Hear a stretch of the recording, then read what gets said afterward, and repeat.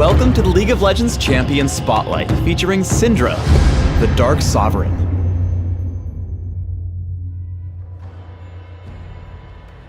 Syndra is a ranged mage who focuses on creating and manipulating dark spheres to damage and disrupt her foes.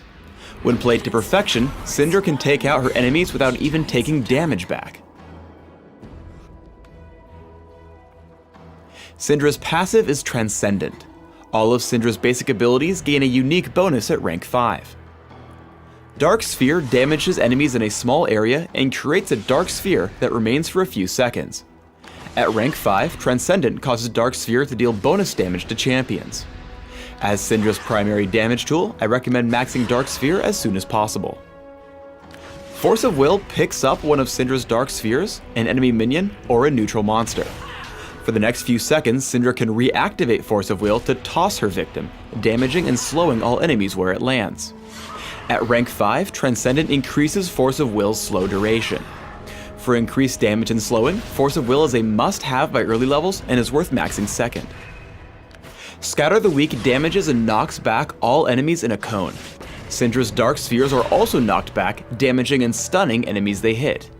At rank 5, Transcendent increases the width of the cone, allowing Scatter the Weak to hit more targets.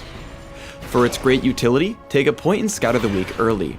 However, I recommend leaving it at 1 point and maxing it last. Unleashed Power is Syndra's ultimate. Unleashed Power collects up all nearby dark spheres and fires them at target enemy champion, dealing damage with each one. While Syndra always has 3 dark spheres orbiting her, using Dark Sphere multiple times before using Unleashed Power will increase the damage output. As with all ultimates, I recommend maxing Unleashed Power as quickly as possible. In early laning, use your Dark Spheres and Force of Will to whittle down your opponents. If you cast them whenever your opponent attacks minions, you'll ensure he can't dodge them. As Xerath tries to last hit at his turret, Syndra is able to constantly drop his health. Soon after, Syndra pushes in with Dark Spheres, Ignite, and basic attacks, dealing just enough damage to drop his health and get away with it if it weren't for Evelynn.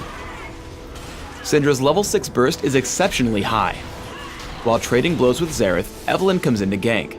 Syndra first casts a Dark Sphere before using Unleashed Power, hitting with 4 spheres to pick up the kill. Remember that Dark Sphere enables all of Syndra's other abilities. As Syndra comes in to assist on a fight, Dark Sphere enables Force of Will to slow Evelynn, picking up a quick kill. Turning back, the enemy Blitzcrank is chasing Rengar, so Syndra drops a Dark Sphere over the wall for Scatter the Weak, stunning Blitzcrank and allowing Rengar to escape. If not for Flash, Force of Will would have allowed Syndra a second kill. When fighting one-on-one, get a Dark Sphere out and lead with Force of Will.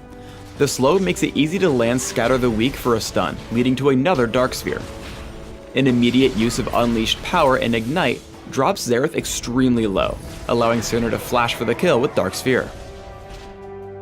In teamfights, there are 3 goals: stay safe, create as much disruption as possible, and save Unleashed Power for squishy targets with multiple nearby Dark Spheres.